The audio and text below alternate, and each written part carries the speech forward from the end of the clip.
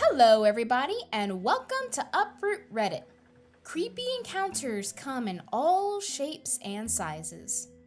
In fact, the smallest of these encounters happened to Reddit user Avery in Kygram, who had one of the weirdest encounters involving kids. Wait, kids? I mean, what's so creepy and weird about kids? Yeah, they do things that are weird at times, like play pretend, play tag, play bite the next two people that try to cross their paths. Actually, that's not a thing that they do at all, right? Well, let's look at today's post, which is entitled, Silently Ambushed and Bitten by Kids in the Neighborhood? ? Yeah, even that title sounds creepy enough. But here's what actually happened. Quote, I posted an interesting story a while back about an incident that I had in a Pennsylvania city where a missing baby had ended up in my front yard. In that post, I explained that in this particular area, all sorts of weird and creepy phenomena happens regularly. And I thought Louisiana was really creepy because of the voodoo dolls. Sounds like this city in Pennsylvania may have a one-up. I was recently visiting with some old friends from Pennsylvania and was reminded of another disturbing but somewhat hysterical memory that I have living on that particular street. It was probably mid-afternoon in the summer when this happened. A few friends of mine had come over for drinks and to smoke when one of them says something about walking down to the store to grab some snacks and smokes. I volunteered to walk with them because they didn't want to go alone, even though the gas station was literally 2 blocks down at the other end of the street that I lived on. I mean, if weird things occurred in Pennsylvania in that particular city, yeah, I can see why going alone would not be a smart idea. And so we set off, really heavily distracted in our conversation, and my friend had music playing out loud on their phone and was dancing and jumping around and just being generally playful on our walk.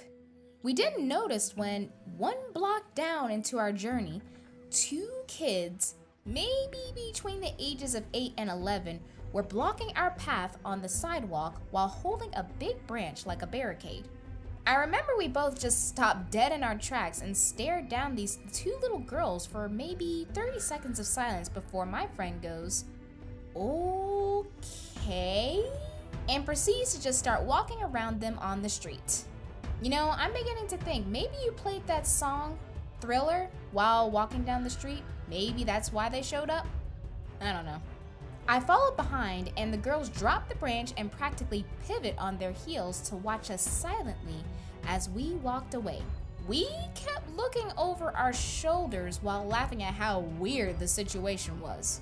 We got to the grocery store, made our purchase, and took the same easy route home. But this time, as we walked past the same general area that we had seen the 2 little girls, several more kids came out running from between the houses on either side of the street. At least 4 or 5 of them, including the 2 little girls from earlier. They ran into the street and stopped in front of us, just silently standing there. I remember saying, "Oh, come on, leave us alone before we go knocking on doors looking for your parents." Before I even got to finish my sentence, one little boy ran up to my friend, grabbed his arm, and bit down as hard as he could. My friend was absolutely stunned, petrified, and just looked at me in panic while this kid was gnawing on his arm. Question, does this count as a game of pretend that kids do? I threw my hands up at him in a gesture as if to say, "Do something!" And he takes the palm of his other hand and shoves the kid away by pushing his forehead back. The kid fell backwards on his butt, and I think that was the cue for the rest of them to come charging, because we turned heel and started bolting the opposite direction. We were standing close enough to them at first that one kid was able to get right up beside me, and I could see him snapping his jaws at me like a rabid dog before I gained speed and distance. after we lost them, we stood there panting, and all I could say was, what the frick? What the actual frick? My friend argued that, what was he supposed to do? Knock the kid out? Knock on doors while these kids were practically biting at our ankles? I'm not sure we could have handled it any better, and luckily the bite didn't break skin. We never went knocking on doors, but my friend did stop into a doctor's office the next day. Question, if these kids act like this, who are their parents? And what are their parents even teaching them? Okay, note to self, don't visit that neighborhood. Ever. Avery and Kygrim, just glad you and your friend escaped out of there safely. And at least you have a good friend. I mean, everyone should have a good friend that does good things, right? And not a friend that murders their own family members, right? Sounds like a dicey topic, but one that brings up a creepy story by Reddit user Their Ego entitled, "My Best Friend Murdered Her Mother." And believe it or not, this story has psychological horror written all over it. Listen to this. First of all, English is my third language, so don't mind the writing skills. We met when we entered elementary school, and we quickly became friends. I'm going to tell you this fast because I don't think you're interested in the details. She was always weird, but what am I gonna object to if I am as well? She had never given me any reason to think that she would do something like that. And although I don't mean to defend her, her mother was an abusive woman and an abusive mother. I had a past with psychological problems, and the mother, seeing that her daughter was just as ill as me, came looking for me and found me on the street. She yelled at me to get away from her daughter, that I caused her all the problems in her family. She threatened to report me if I approached my friend, and then she left. Probably not a good move, Mom, I'm just saying.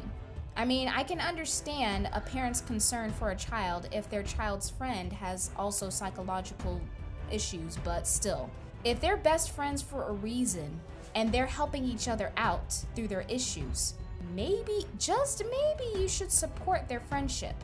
Now, don't judge me. I was a scared girl, and I let her manipulate me as she kept hitting and yelling at her daughter every day.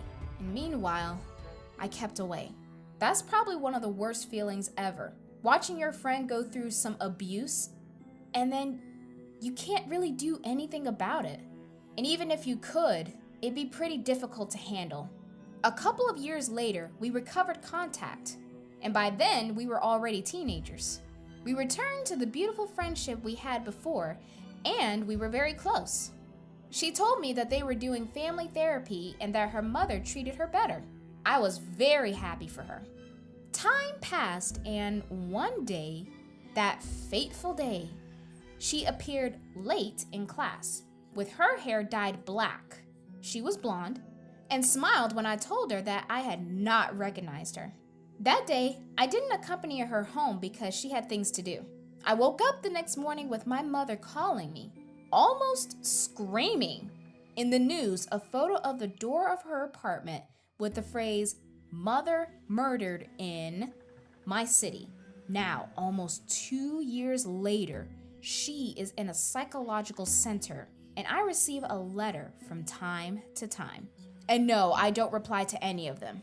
Oh man, a tragedy like this is both sad, yet absolutely terrifying. But if we're honest here, what could anybody do in a situation like this? You know, we can always be proactive in reaching out to our friends. I mean, you never know what they're going through at home. Besides, a home is supposed to be a safe haven for all, not only for your friends, but also for yourself as well. A home, however, is not supposed to harbor any creepy encounters. Because, let's all be honest, how many of us come home from work all tired and exhausted and just out of the blue says, well, what creepy encounter will I experience today? Absolutely no one. I mean, home is where you kick back, watch Netflix, and do nothing productive. You know it, your neighbors know it, and the old lady staring at you through the kitchen window knows it. In fact, she knows it all too well. Oh yeah, you see where I'm going with this twisted scenario, right? Unfortunately, Reddit user Deleted was just trying to relax at home, minding their own business, and somehow Granny just shows up outside the window. You know what? Why not let Deleted share their experience in today's post, Old Woman Watches Me Through My Window. This event took place in late November 2018. My parents were out of town for a few nights while I remained home alone. Now, I won't lie, it was all I could have asked for. Watching movies in the living room until the sunrise, going to the kitchen at any time in the night, and so on and so forth. On the last night of my time being home alone, I decided to practice my drawing skills while listening to some classical music. While drawing, the idea of forgetting to close one of my kitchen windows would just not leave my mind. Therefore, I decided to leave my bedroom and check the kitchen. As soon as I set foot out of the room, my eyes met with those of an old lady looking directly at me through one of my hallway windows. She was wearing a black dress and a blue headscarf. Her facial features were barely visible, but I could somehow see her old wrinkly face. I wasn't afraid that anything bad was going to happen. I was extremely disturbed by the fact that a random old woman was staring through my window late at night. I ran swiftly to the kitchen, opened the window, and asked her if she needed any help. She did not respond or move. She just simply stood there. I knew I had to do something. I couldn't let her stay outside of my house the entire night. And as soon as I opened the door, she slowly moved towards the front gate, unlocking it and leaving.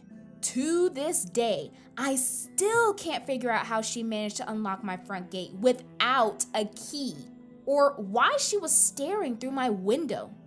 You okay there, Gertrude? Anything bothering you? Well, there you have it. I told you that Creepy Encounters come in all shapes and sizes. And apparently ages too. And to be honest, I'm not sure which Creepy Encounter post was the scariest. Well, that's all for today. We'll be back for more psychological and beyond creepy stories right here on Uproot Reddit. Stay safe out there and at home, everyone. And watch out for crazy kids and equally crazy Gertrudes.